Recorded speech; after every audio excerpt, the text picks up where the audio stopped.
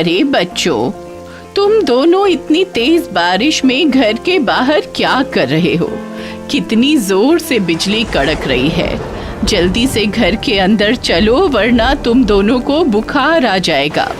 दादी माँ घर के बाहर खड़े होकर अपने दोनों पोतों को घर के अंदर चलने के लिए कह रही थी, लेकिन बच्चे तो बच्चे ही होते हैं। वो दोनों बच्चे गोलू और मोलू बारिश में खेल रहे थे और जोर जोर से नाच रहे थे। तुम दोनों ऐसे नहीं मानोगे गोलू मोलू। अब दादी माँ भी बारिश में आ गई और दोनों गोलू मोलू का हाथ पकड़कर घर के अंदर ले जाने लगती हैं। लेकिन तभी उनकी बहू नीतू वहां पर उन्हें देख लेती है और वो बहुत गुस्से में लाल हो जाती है। माँ जी, ये आप क्या कर रही हैं? मेरे बच्चों को बारिश में नहला रही हैं? मौसम इतना खराब है, उनकी तबीयत खराब हो गई तो? हाँ दादी, जबरदस्ती हम लोगों को यहाँ लेकर आई हैं। हम लोग तो आराम से पढ़ाई कर रहे थे। दादी माँ ने कहा चलो बाहर चलकर नहाते हैं बारिश में। दादी माँ गोलू के मुंह से ये सुनकर शॉक हो गई।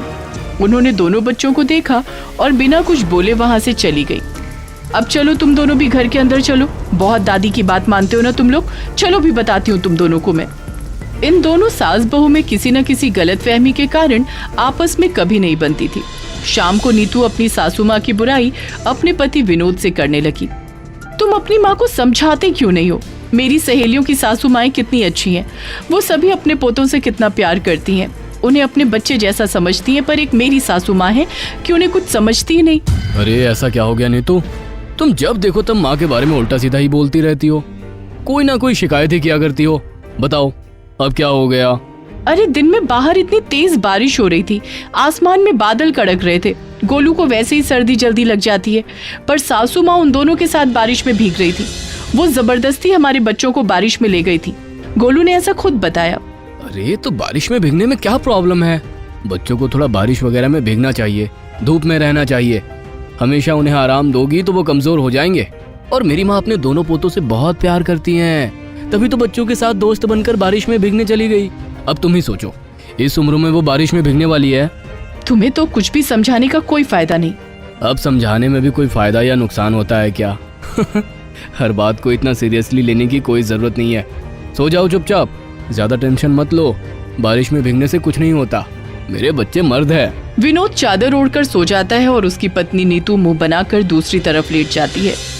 वहीं दूसरे कमरे में दादी माँ उदास बैठी हुई हैं। तभी उनके पास गोलू और मोलू आ जाते हैं। दादी माँ, आप हम दोनों से नाराज हो क्या? हमें पता है कि हम दोनों ने झूठ बोला, पर अगर हम झूठ नहीं बोलते तो माँ हम दोनों को बहुत मारती। इसलिए हमने झूठ बोल दिया कि आप हम दोनों को लेकर गई थी बारिश में। गोलू और मोलू की बातें सुनकर दादी माँ का दिल पसीज जाता है और वो धीरे से मुस्कुरा देती हैं। अरे कोई बात नहीं बच्चों, हम सब तो दोस्त हैं ना, और दोस्तों के बीच इतना तो चलता ही है। सब एक दूसरे का फायदा उठा सकते हैं, कोई बात नहीं। इसे ही तो कहते हैं पक्की दोस्ती, जो मुसीबत के वक्त एक दूसरे के काम आए। और मैं आज तुम्हारे काम आ गई, तुम दोनों को पिटने से बचा लिया ना। थैंक यू सो मच दादी, आप बहुत अच्छी हो।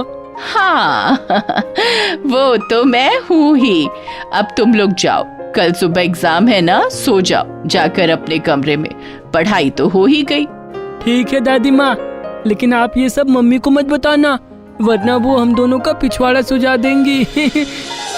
गोलू, मोलू और दादी माँ तीनों लोग जोर जोर से हंसने लगते हैं। तभी वहाँ से गुजरते हुए उसकी माँ ये सब देख लेती है और गुस्से में अंदर आ जाती है।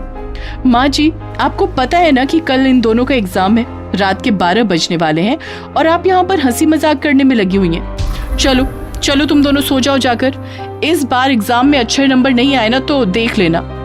ये कहते हुए नीतू गोलू और मोलू का हाथ पकड़कर वहाँ से ले जाती है। दादी माँ ये सब देख रही हैं। दादी माँ किसी की बात का बुरा नहीं मानती थी, पर नीतू हमेशा अपनी सास से चिढ़ती रहती थी। खैर, एग्जाम देकर गोलू और मोलू घर आ जाते हैं। दोनों जल्दी से खाना खाकर अपनी दादी के कमरे में चले जाते हैं। ये सब नीतू देख लेती है। ये सासू माँ मेरे बच्चों को फेल करवा कर ही मानेगी। कोई काम धंधा तो है नहीं बुढ़ापे में, अपना टाइम पास करने के लिए मेरे बच्चों का इस्तेमाल कर रही है ये औरत। आज रात को विनोद से बात करनी होगी, वरना मेरे बच्चे बर्बाद हो जाएंगे। रात को जैसे ही उसका पति विनोद थका हारा घर आता है, वैसे ही वो उससे अपनी सास की हरकतें बताने लगती है। हाथ मुंह बाद में धोना, पहले जाओ अपनी अम्मा को समझाओ जाकर। अरे पहले सांस तो लेने दो, पहले मैं फ्रेश हो जाऊं, फिर तुम सब कुछ डिटेल में बताना। अब हटो सामने से। मैं नहीं हटने वाली, ज्यादा देर की तो बच्चे फेल समझो। विनोद नीतू की बात सुनकर हैरान हो गया। फिर उसने पूछा, अरे ऐसे कैसे फेल हो जाएंगे? शहर के सबसे अच्छे स्कूल में पढ़ाता हूँ अपने बच्चों को, फेल कैसे हो जाएंगे? तभी अचानक कमरे से दादी माँ और दोनों बच्चों के हंसने की आवाज आने लगती है। देखा, सुना, दिन भर यहाँ तक कि रात के 12-1 बजे तक सासू माँ हमारे बच्चों के साथ टाइम पास किया करती हैं। जब पढ़ेंगे ही नहीं तो पास कैसे होंगे? बुढ़ापे में किसी का टाइम पास तो हो नहीं पाता, इसलिए ये लोग बच्चों को शिकार बनाते हैं। पहली बार समझदारी वाली बात की है तुमने।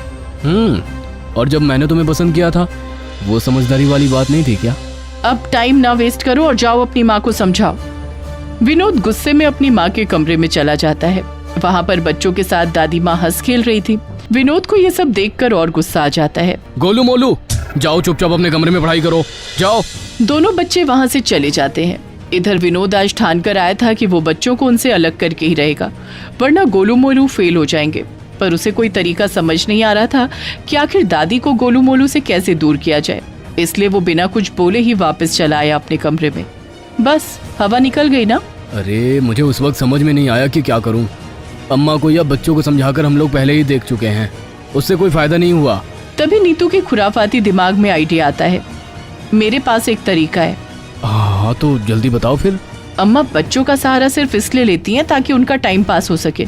अब उन्हें अपने उम्र के दोस्त यार तो मिलते नहीं, इसीलिए हमारे बच्चे ही टारगेट बनते हैं उनके। इसीलिए अम्मा को वृद्धाश्रम छोड़ाओ, वहाँ पर सब उनकी ही उम्र के होंगे तो उनका मन लगा रहेगा, टाइम पास भी अच्छा होगा। बात तो सही है। विनोद अपनी पत्नी नीतू की बातों में आ जाता है और जब गोलू मोलू स्कूल चले जाते हैं तब उसी समय वो अपनी बूढ़ी माँ को वृद्धाश्रम छोड़ आता है। माँ बिना कुछ बोले वृद्धाश्रम चली जाती है। जब बच्चे घर आते हैं तो वो अपनी दादी को ढूंढते हैं, पर कहीं पर भी दादी दिखाई नहीं पड़ती। गोलू मोलू अपने माँ बाप के पास जाते हैं और दादी के बारे में पूछते हैं। बच्चों, तुम्हारी दादी अपनी पुरानी सहेलियों से मिलने गई हैं। पर कल हमारा आखिरी पेपर है पापा, उसके बाद हम बोर हो जाएंगे, किसके साथ खेलेंगे हम लोग? अरे अपनी मम्मी के साथ खेलना बच्चों। क्यों, पापा के साथ भी तो खेल सकते हैं ना। रहने दो, हमें किसी के साथ नहीं खेलना। बच्चे वहाँ से भागकर चले जाते हैं। बच्चों का आखिरी एग्जाम भी खत्म हो जाता है। उसके बाद दोनों को दादी की याद खूब सताती थी। विनोद अपने काम में व्यस्त रहता और उसकी माँ अपनी सहेलियों के साथ किटी पार्टी में। दादी को भी वृद्धाश्रम में अपने बहू बेटे और गोलू मोलू की याद सताती थी, पर क्या करे। खैर, समय बीतता रहा और जब गोलू मोलू का रिजल्ट आया तो दोनों फेल हो गए। नीतू और विनोद को स्कूल बुलाया गया।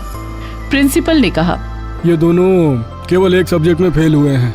आप लोगों ने हर एग्जाम के पहले दोनों की तैयारी बहुत अच्छी कराई घर पर आखिरी पेपर में आप लोगों ने अपने बच्चों को कुछ नहीं पढ़ाया क्या? उन दोनों को कुछ समझ नहीं आया क्योंकि उन दोनों ने तो कभी अपने बच्चों को नहीं पढ़ाया। तभी गोलू सारी सच्चाई बताता है। पापा, आप लोग दादी के साथ बहुत गलत करते हो। दादी माँ ही हमें हंसा हंसा कर पढ़ाती थी, इसीलिए हमें तुरंत याद हो जाता था और पेपर में लिख देते थे। पर आखिरी पेपर की तैयारी के लिए दादी हमारे पास नहीं थी। गोलू की सारी बातें सुनकर विनोद और नीतू को अपनी गलती का एहसास हुआ। विनोद अपनी माँ को वृद्धाश्रम से वापस ले आता है और अब पूरा परिवार हंसी खुशी मिलजुल कर रहने लगता है।